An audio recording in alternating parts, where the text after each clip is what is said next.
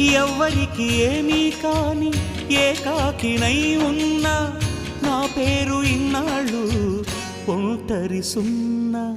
అంకులంటూ నాకు దగ్గరైంది చిన్ని అంకెలాంటి లేత బంధం. అల్లుడంటూ నన్ను అల్లుకుంది పూల సంఖ్యలాంటి అనుబంధం. బావనయ్యాను మరిదినయ్యాను మావయ్యనయ్యాను మనవన్ని అయ్యాను. ఎంతమంది చెంతకొచ్చారో ఎన్ని పేర్ల కొత్త జన్మనిచ్చారో.